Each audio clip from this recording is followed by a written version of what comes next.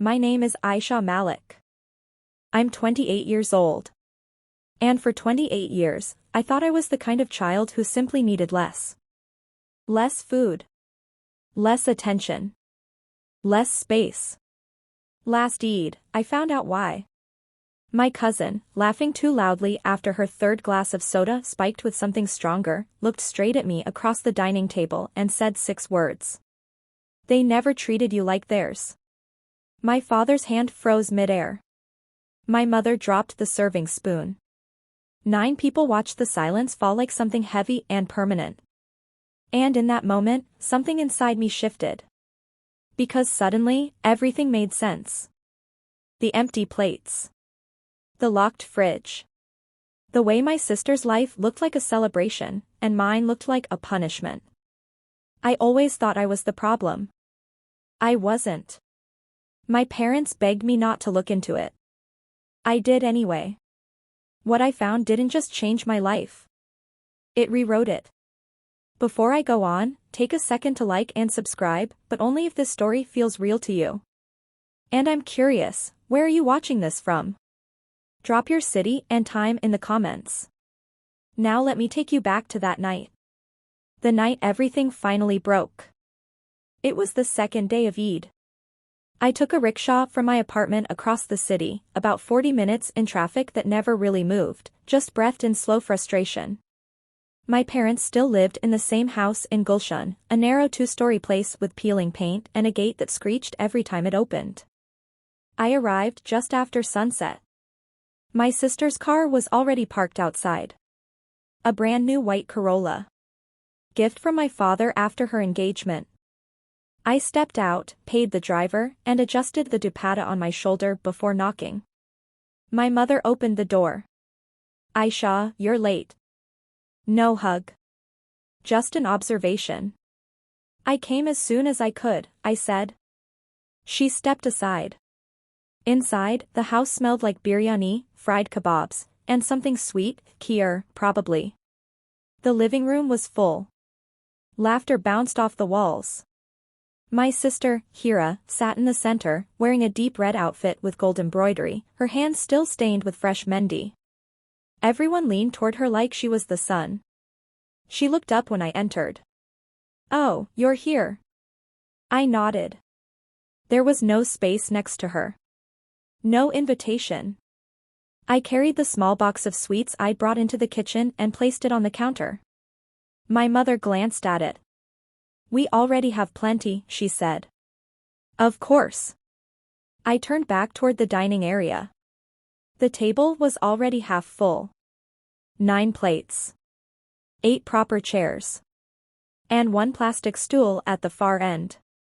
My seat. It had always been my seat. I sat down quietly, folding my hands in my lap while everyone continued talking over me, around me, like I was part of the furniture. Hira laughed at something her fiancé said. My father smiled at her in a way I had never seen directed at me. Soft. Proud. Certain. Dinner was served. Plates were passed. Chicken pieces, rich and steaming, landed generously on everyone else's plates. When the dish reached me, only rice remained. I didn't say anything. I never did. You don't eat much anyway, my mother said, almost automatically. I nodded. Because arguing had stopped working when I was a child. Because hunger had become something I learned to ignore. Because somewhere along the way, I accepted that this was just how things were. Hira's plate overflowed. Mine barely covered the bottom. And still. I smiled when someone looked my way. That's what I was good at. Being easy. Being quiet. Being less. Halfway through dinner, my cousin leaned toward me, her voice just loud enough. They spoil her like a princess, she said, nodding toward Hira. I smiled politely.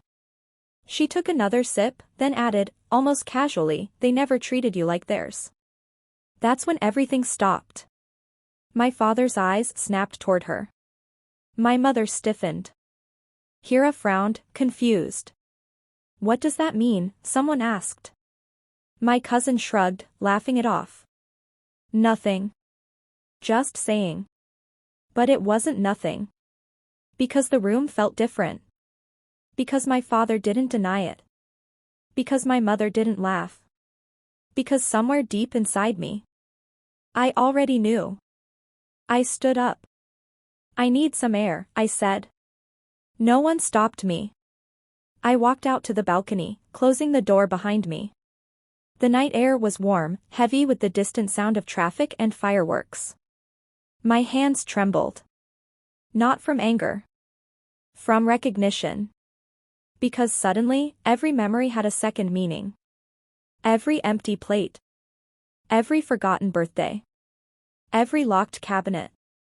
It wasn't random. It wasn't me. It was something else. Something I didn't understand yet. But I was going to. I pulled out my phone. 10 missed calls appeared within minutes.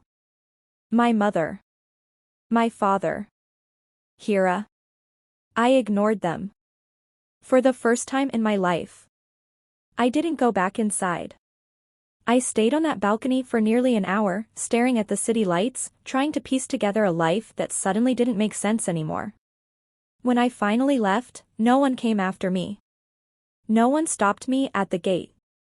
I took another rickshaw home. The driver asked me something halfway through the ride. I didn't hear him. My mind was somewhere else. Replaying everything. At my apartment, I sat on the floor. Didn't turn on the lights. Didn't change clothes. Just sat there in the dark. And asked myself one question. Why? Why me? Why always me? The next morning, my mother called again. I answered this time. Aisha, don't listen to nonsense, she said immediately. What nonsense? I asked. That girl was joking. Then why didn't anyone laugh? Silence. Come home, she said softly. We'll talk. We've had 28 years to talk, I replied. Another silence. Longer this time.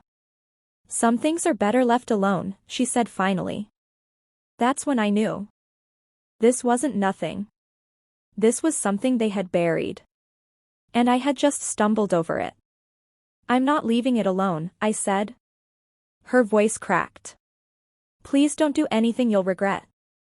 I looked around my apartment. At the things I had built for myself. At the life I had created with no help from them. I already regret not asking sooner, I said. And I hung up. That afternoon, I ordered a DNA test. It felt strange.